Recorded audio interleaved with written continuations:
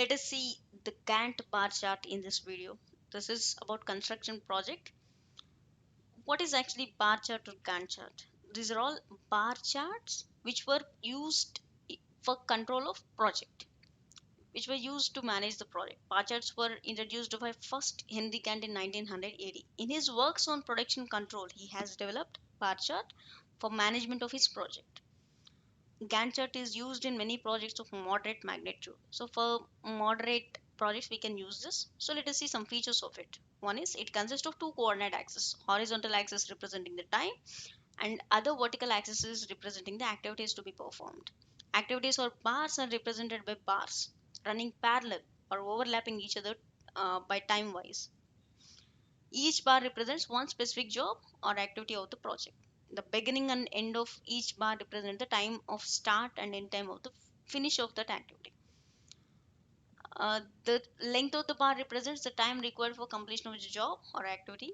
So if you see the example, you will understand it better. The figure shows the bar chart for a project which has 7 distinct objects or activities P, Q, R, S, T, U, V to be performed for its completion. The time durations required for completion of these activities are 10, 5, 10, 7, 5, 8 and 15 days respectively. So this is the bar chart. We can conclude from this bar chart this one. Activities P and Q can start simultaneously at 0 time and they can complete according to the time specified for them. They are independent. They are not depending on anyone. They are starting simultaneously. If you see activity R, it is starting only after completion of Q and it is taking 10 days to get completed. This is start and this is end of activity R. If you see activity S, it is not dependent on R, it is not dependent on Q, it is not dependent on P. So it is starting a little earlier than R and it is taking 7 days to get completed. Activity T, if you see activity T is starting only after completion of activity S and it is taking 5 days to complete. Activity U, it is depending on activity Q. So after completion of activity Q, you can start R as well as activity U. According to their times, the activities will get completed. V, if you see V, it is starting only after completion of P and S, and it is taking 15 days to get completed.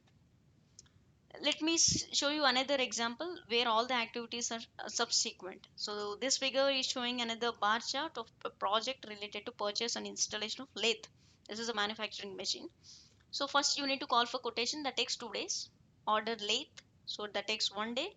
Deliver lathe, so if you await a delivery, it may take 3 days. Install lathe, it may take 2 days. Connect it to power, 1 day.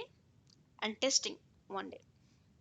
If you see, all the activities are interdependent and you can start one activity only after, I mean, you can start activities one after another. Without completion of one activity, you cannot start, you cannot start another one. In order you need to follow. So this is a clear example that all activities are in sequence. Here one activity depends on another activity and all will follow a single order. From the two mentioned examples, we can find that there are some operations which can take place concurrently, while other activities that succeed a preceding activity and cannot be started unless the preceding activity is completed. Right? Ordering lathe is not possible without calling for quotations. Delivering of lathe is not possible without ordering this. So all these activities are interdependent in sequential order. So let us see how to develop the bar chart. First, you need to break down all the activities. And you need to break down entire project into various activities or jobs or operations, each representing the manageable unit for planning and control. You need to decide what are the methods to be followed. Third one, you have to assign the duration of time for completion of each activity. Once the activities are separated and choice of methods is made, it is possible to estimate the time required for completion of each activity. When you have the resources and you need when you have already decided the method to be followed, then it is easy to decide its time. Represent the above information in the bar chart, you need to represent. Let us draw this bar chart for finalization of design and work order for a building project. So these are the activities we have: A, B, C, D, F, G, and A is a selection of site survey, So let me see, show you all the activities. One is first to select the site, select to selection of s- site and survey, design, then preparation of drawings, then preparation of specifications and tender document, tendering, selection of contractor, award of work order. For site selection and survey, it takes 4 weeks. Design 6 weeks, preparation of drawings 3 weeks, preparation of specifications and document, tender document 2 weeks, tendering 4 weeks, selection of contractor 1 week, award of work order 1 week. This is how it will come. So these are all uh, we have shown you. This is activity. These are all activities, and this is the duration 14 weeks.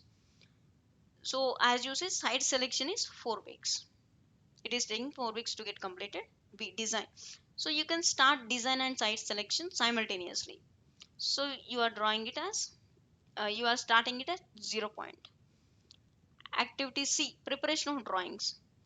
So preparation of drawings without site selection and survey, preparation of drawings is not possible. So after completion of this site selection and survey, you can start this preparation of drawings.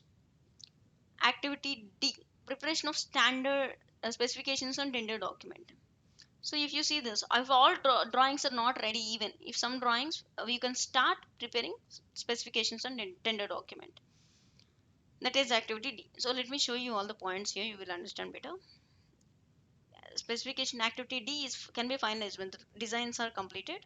Activity E, tendering, 4 weeks it will take, and it can be started only when activity D is completed. After completing specifications, then only you can call the tenders.